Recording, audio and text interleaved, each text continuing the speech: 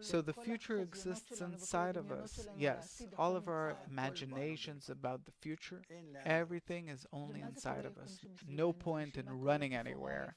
So what is this entire universe around us for? The entire universe is because there is a relation between the still, vegetative, animate, and speaking, where the entire mass of the still has to equal one cell of the vegetative. And therefore, everything that you see in the universe, it's infinite. Well, it does have an end, but all in all the still matter that developed in the universe equals one unit of the vegetative force. The vegetative force, because it possesses the vital force, the force of a new creation, that it has in its own inner force of development, and therefore it's much more essential than the still.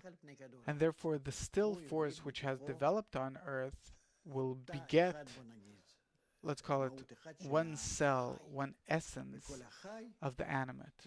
And all the animate will beget out of it a single essence, a single unit of the speaking level.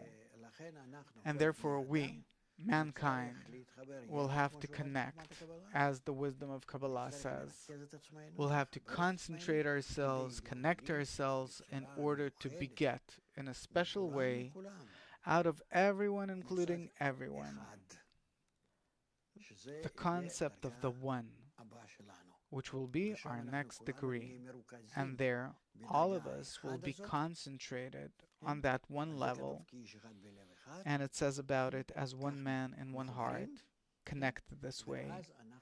And then we will attain the next level of our development. So what happens is that we always develop in a pyramid. We have an infinite amount of tons of still concentrated on Earth, and then on Earth, all the still turns into one vegetative. All of the vegetative develops and reaches one animate, and all of the animate which develops comes to be a man. And man has to now connect all these things inside of him and to reach unity. And when we reach unity between us, we discover the form of the one on a higher degree than ours. What is that form? It's our future form? Yes. What is it? It says about it in the wisdom of Kabbalah to be as one man and one heart, where, as a result of our connection, we discover inside ourselves a new essence, which is what? It's a new essence. We can't explain about it because we have not yet reached a state. Kabbalists, they do reveal it, also not fully, but partially, because they unite between them in tens, in hundreds, in thousands, like we explain it to people, and also we behave accordingly in our studies of the wisdom of Kabbalah. And then we form such a state inside us where we start feeling, what is it like to connect to the degree of the one, which turns into a new essence on a higher degree, on a new level. This new level that you call one, it's a level that is more developed than we are, humans, qualitatively. Yes, what's more qualitative about it? On that degree, we discover what is the force which has developed us, because we're actually starting to control that force. It becomes ours. And by that, we enter the internality of the entire nature of our universe, the still, vegetative, animate, speaking. We don't have to fly to different stars. This world, all of us, it becomes our internality, that what we see outside of us, infinite number of galaxies and stars and planets and so on and so forth, we see that it is all inside of us, and we reach a higher degree of existence where everything which existed on the previous level that we're discovering today, that it all already exists in us, and we reach a higher degree called godliness, nature, which in Gematria equals God. This is how the wisdom of Kabbalah relates to our entire universe and to the force operating in our universe, and of course it has nothing to do with religion, but it's science.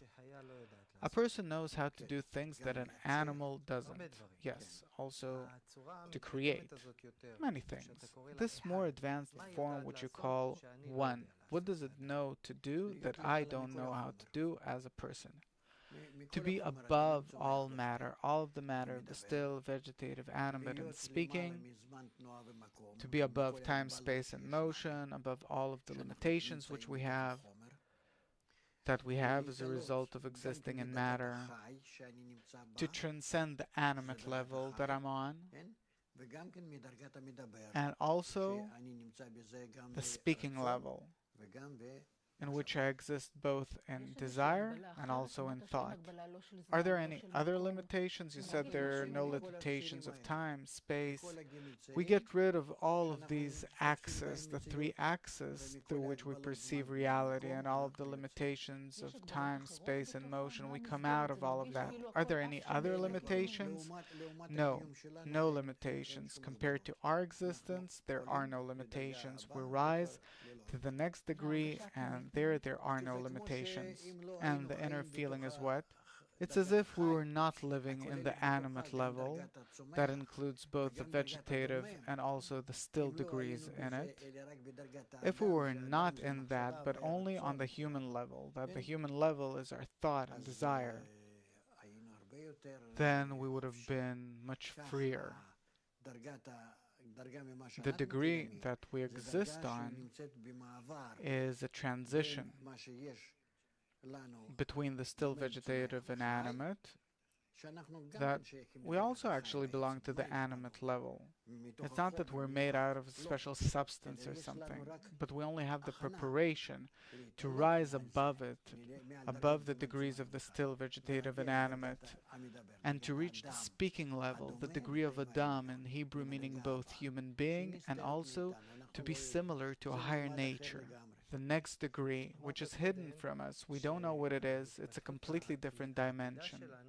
Previously, you said that our future development won't be in the direction that suddenly we'll get another tail or another eye or something physical will change, but only inner things, only.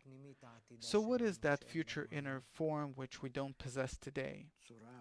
Our future inner form which we do not possess today, I can't explain it to you. It's a desire which is opposite to our desire. It is the will to bestow, to give, to take out of myself, and correspondingly the thought which develops limitlessly, meaning these are completely different dimensions of development in terms of thought and mind, intellect, that it's not like what we have today but only a bit more or much more, but it's on completely different dimensions. You understand? It's impossible to imagine anything from our current perspective. You said that the transition from the still to vegetative, vegetative to animate, animate to the speaking level, it's like the contraction of all the previous degrees, and as a result of that contraction they give birth to one cell of a higher degree. When all the people will condense and unite, we'll give birth to one cell of our future degree. Yes. So there will be details there too. What will they be? It says about it all in the books of Kabbalah. It's impossible in the minutes we have left to explain it. What I'm asking is, in the still there are many still parts, in the vegetative many plants, in the animate many animals, on the human level many people. On that next level that you call it one, there's many what? What is that object that there is a lot of it that builds the one?